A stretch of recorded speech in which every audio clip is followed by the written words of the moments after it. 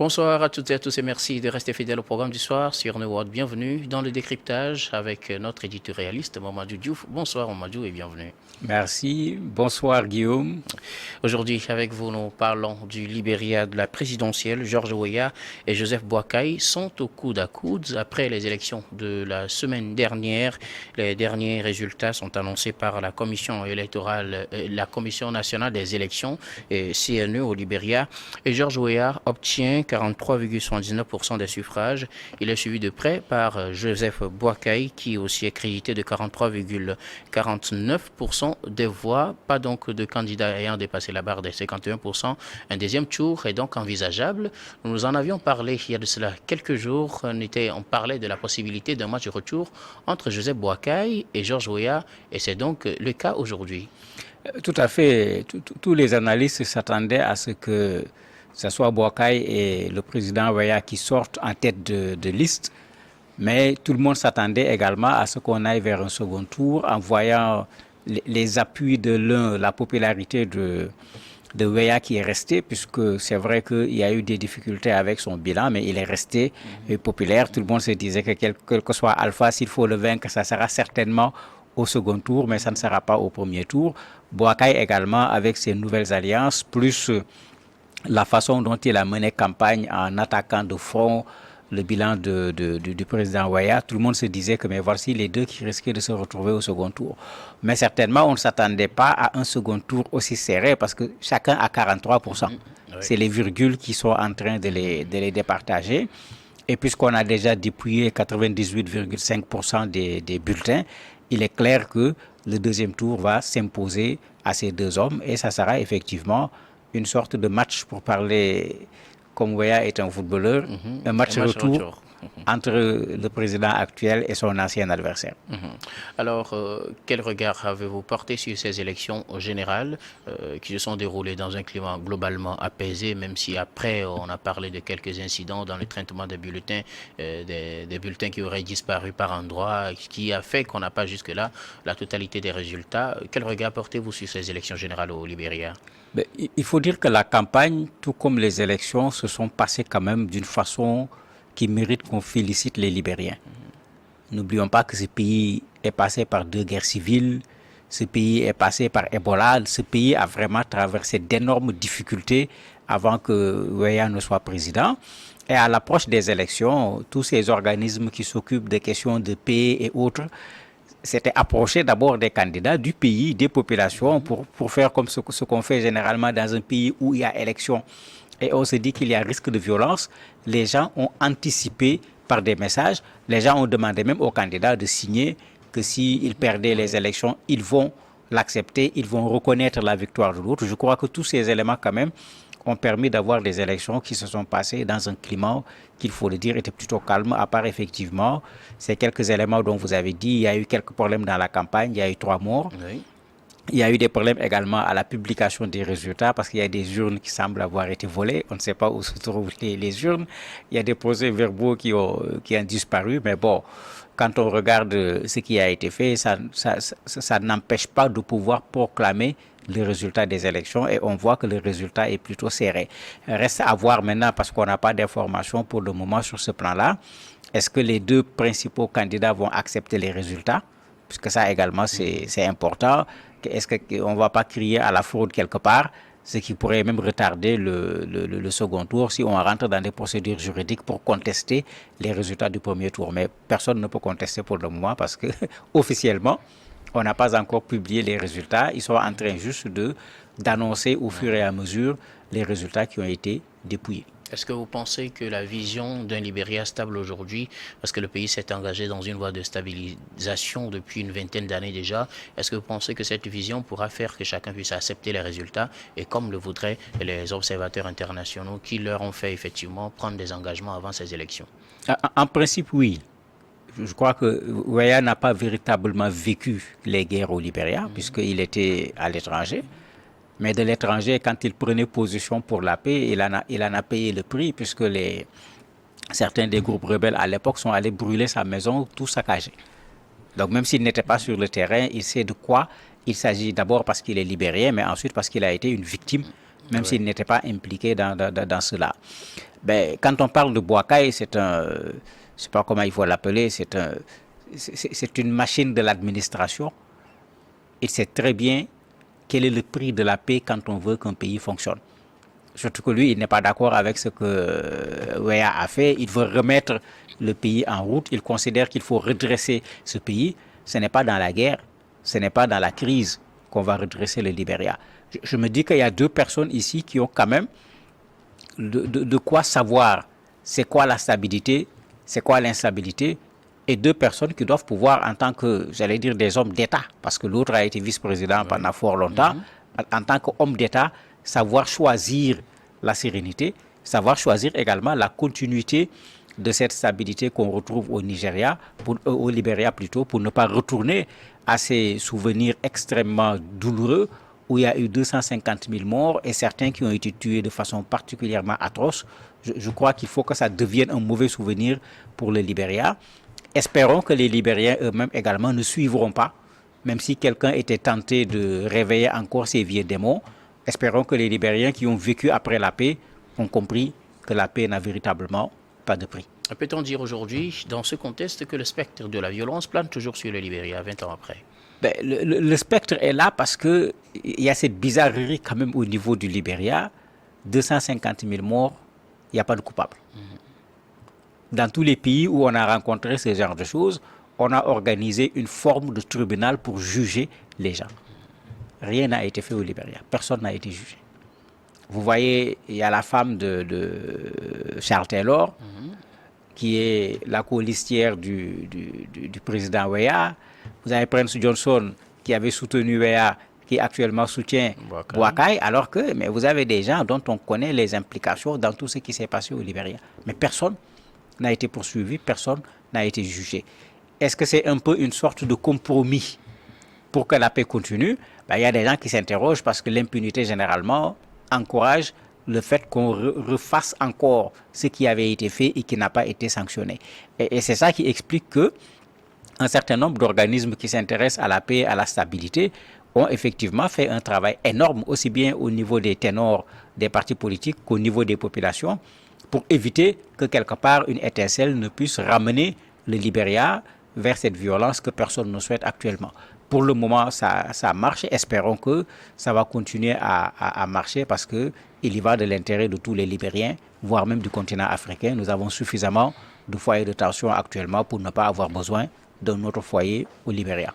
Alors, le deuxième tour, s'il doit avoir lieu, puisque là, on n'a pas encore la totalité, mais on a la grande majorité, plus de 98% des résultats qui sont déjà annoncés. Et donc, tout est mis en œuvre, ou bien tout est clair qu'on ira à un second tour. Si ce second tour doit avoir lieu, il y a déjà un problème de financement qui se pose parce que les élections devaient être financées par le Libéria. La totalité des fonds n'ont pas été déboursés. On a déboursé 49 millions de dollars sur 53 comme prévu. Est-ce qu'un problème de financement ne risque pas de se poser pour un second tour, puisque la présidente de la Commission nationale des élections avait déjà averti à ce propos? Malheureusement, c'est une des maladies des élections en Afrique. On parle tout le temps de souveraineté, on parle tout le temps d'indépendance, mais s'il y a quelque chose qui doit être financé, ce n'est certainement pas les élections qui se font dans un pays. C'est là où il fallait être extrêmement vigilant pour que ce soit le pays lui-même qui finance. Mais on dit que gouverner, c'est prévoir. Mais tout le monde sait à quelle date se tiendra les élections. Pourquoi n'avoir pas préparé cela comme il se doit? Parce que dès qu'on rentre dans ce jeu, que ce soit les organismes internationaux ou qui que ce soit qui met son argent dedans, mais il met sa bouche également quand il met son argent dans le financement des élections. C'est dommage. Et pour Weah, ça va être une sorte d'échec parce que c'est lui qui était au pouvoir, c'est lui qui devait prévoir aussi bien la date, l'organisation que les moyens pour organiser des élections, puisque tout le monde le sait malheureusement, les élections coûtent particulièrement cher dans nos pays. Vous avez même certains qui théorisent qu'il faut abandonner les élections à cause de tout ce qu'on investit dedans. Bon, ici, quand ça va faire 2 tours, bien sûr, ça coûtera encore beaucoup plus cher. Mais je me dis qu'ils auront, ne serait-ce qu'en partie, le soutien de la communauté internationale, ceux qui ont tout fait pour que les élections, le premier tour se déroulent normalement. Si les résultats sont proclamés, il n'y a pas de forte contestation, il n'y a pas de violence, il y aura certainement dans la communauté internationale des organismes qui seront disposés à accompagner le Libéria pour qu'on ne se retrouve pas dans une impasse où on a fait le premier tour, on connaît qui sont les qualifiés et on n'est pas en mesure d'organiser le second tour parce qu'on n'a pas les moyens. Ben, on va encore faire de l'Afrique la risée un peu du monde parce que quand on organise des élections, on savait qu'un premier tour était probable. Il était prévu même que le second tour ait lieu durant le mois de novembre. Mais autant on prévoit de quoi organiser les premiers tours, mais autant il fallait prévoir également de quoi organiser le second tour. Ça, Weah sera interpellé là-dessus, certainement même dans la campagne, pour montrer que vous avez vu, il n'a même pas été capable de mettre les provisions qu'il faut pour les 2 tours au niveau des élections. Alors justement, est-ce que cette situation pourrait jouer pour ou contre un candidat? Mais ça peut jouer contre Georges Weah, puisque Boakai a beaucoup insisté sur la question de la corruption.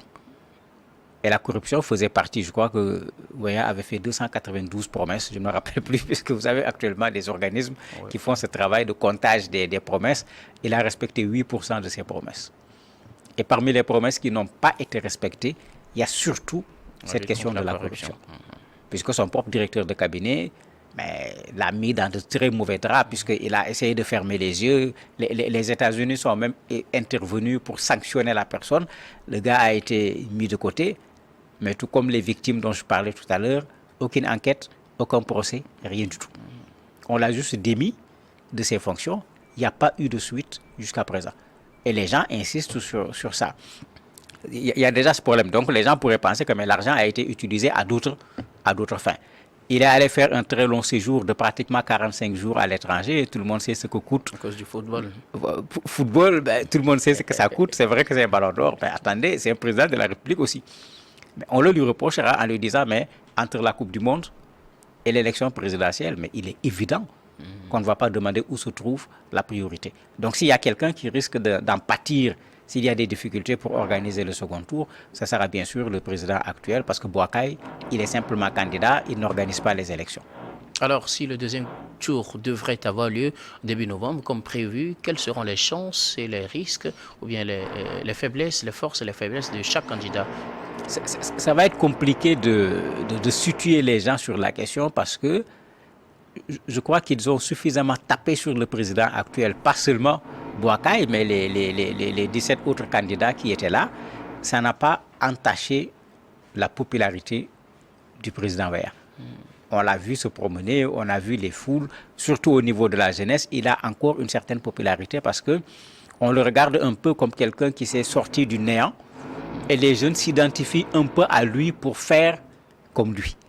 Donc ça crée une relation particulière qui dépasse cette question de parti politique, d'engagement. Quand vous allez les voir, ce n'est pas un programme politique, ce n'est pas un système, une doctrine ou quoi que ce soit qui les met à côté de Weah. C'est carrément une autre ambiance. L'histoire de la personne. Voilà. Il va être difficile de casser cela parce que ceux-là n'entendent pas le discours sur la corruption, le discours sur la bonne gouvernance. Non.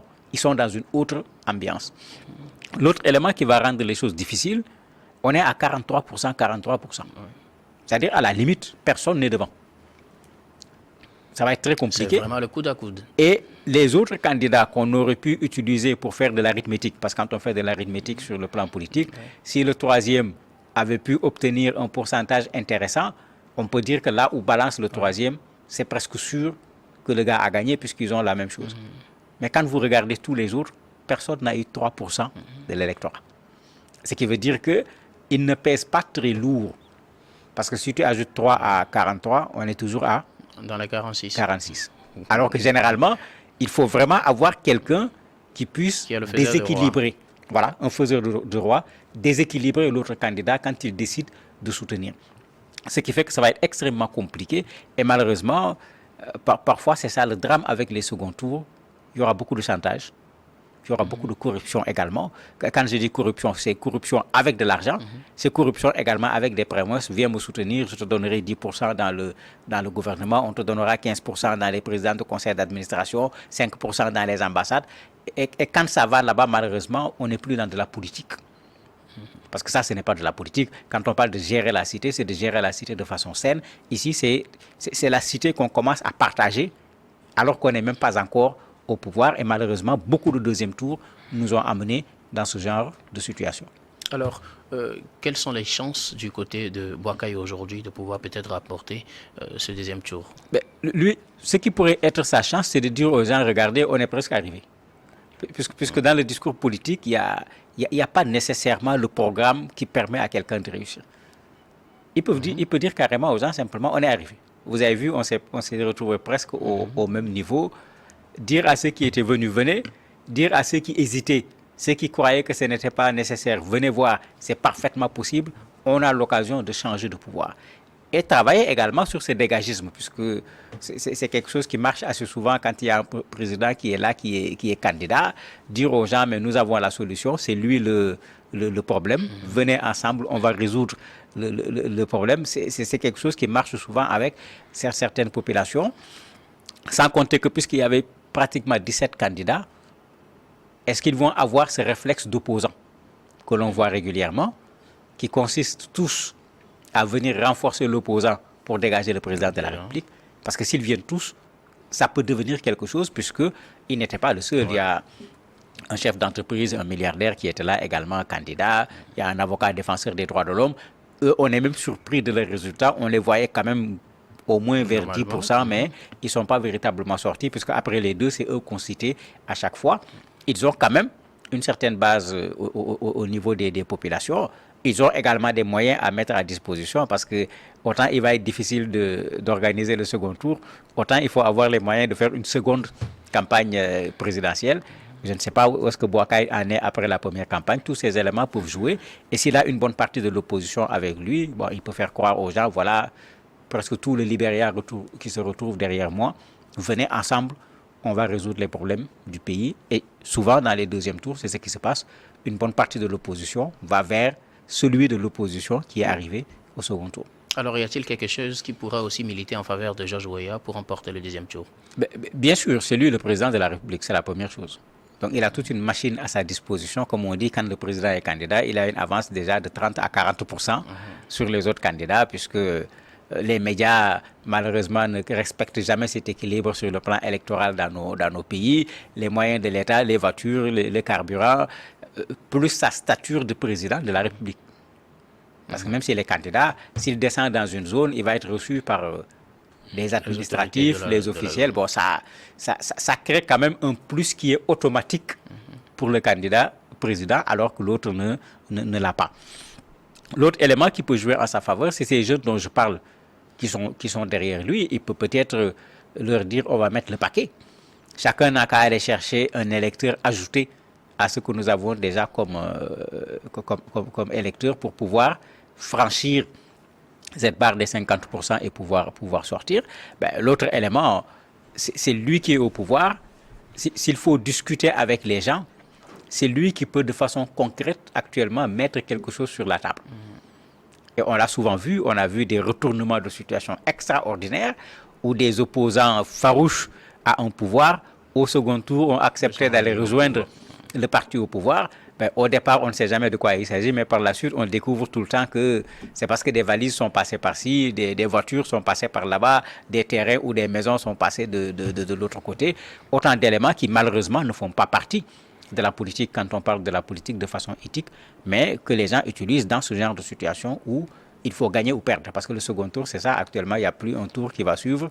C'est soit on gagne, soit on perd. Merci beaucoup à vous, Mamadou Diouf, d'être passé sur ce plateau du décryptage. C'est la fin donc de ce numéro. Merci également à vous, très chers téléspectateurs, de nous avoir suivis. À très bientôt pour la suite du programme ce soir sur New World.